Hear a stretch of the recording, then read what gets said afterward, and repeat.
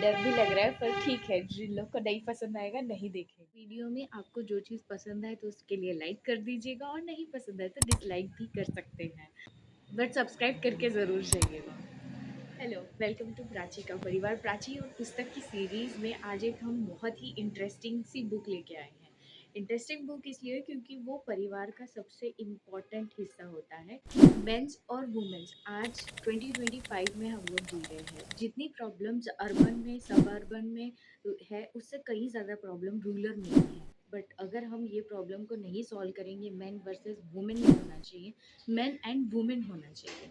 तो इसके लिए हमें पहले एक दूसरे को समझना होगा। मेंस के लिए वुमेन्स को इतना ज़्यादा एलियन रख दिया जाता है कि उनके लिए एक रूम में भी अगर एक वुमेन आती भी है तो उनके लिए इतना ज़्यादा एलियन हो जाता है कि वो उनको उनके साथ क्या बिहेव करना है ये उन्हें पता ही नहीं है। ये उन्हें पता ही नहीं है, तो पता नहीं है तो उन लोग बिहेव कैसे करेंगे, क्योंकि उन्हें वैसे नर्चर ही नहीं किया गया है। अब जो बात हो गई है वो हो गई है, अब हमें आगे बढ़ना होगा, क्योंकि अगर ये मेन वर्सेस वुमेन हो गया तो ये प्रॉब्लम बहुत ज़्यादा डिफ़िकल्ट होगी। जैसे कि आजकल हम केसेस भी देख रहे हैं, तो वो इस वजह से भी हो सकते हैं क्योंकि हमने एक प्रॉब्लम को कभी सॉल्व ही नहीं किया है। तो हम अगर रूट कॉज़ जान ही नहीं रहे हैं, तो हमें पता कैसे चलेगा कि इस बीमारी का इलाज किया कैसे जा सकता है। तो प्रॉब्लम्स तो अभी मेंस की भी बढ़ रही है, बट पहले हमें वुमेन्स का भी प्रॉब्लम सॉल्व करना पड़ेगा। वुमेन्स का प्रॉब्लम अगर नहीं सॉल्व हुआ तो मेंस की प्रॉब्लम भी कम नहीं होगी, और बंद होने का तो छोड़ ही दीजिए। इस तरह से हमें पहले प्रॉब्लम सॉल्व करना पड़ेगी एक की, ताकि दूसरी प्रॉब्लम ग्रो ना करे। ये उसी का रिज़ल्ट है, जिस प्रॉब्लम को हमने ना कभी सॉल्व किया है, ना उसकी तरफ कभी ध्यान दिया है। तो प्रॉब्लम को सॉल्व करो, मेन वर्सेस वुमेन मत होने दीजिए। इसीलिए क्योंकि ये मेन एंड वुमेन है, ये अर्थ है, यहाँ पे सबको जीने का समान अधिकार है।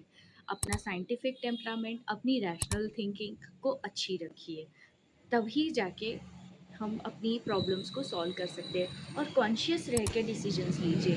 ये नहीं कि कोई बाबा बोल दिया है ऐसा होना चाहिए। अरे बाबा का सेल्फ कॉन्शियस बहुत ज़्यादा है, वो बहुत कॉन्शियस है कि उनको किस, उनकी एक टारगेट ऑडियंस होती है। जान रहे हैं कि टारगेट ऑडियंस वगैरह ये सब क्या होती है, बट उन्हें पहले से पता है ये सब चीज़ें।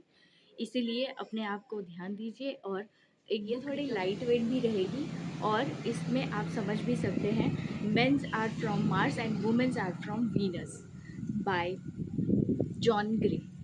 ज़रूर पढ़िएगा ये किताब, थोड़ी बहुत लाइट वेट। इसके बाद हम थोड़ा और नेक्स्ट बुक की तरफ जाएंगे जिसका नाम है माइंडफुलनेस।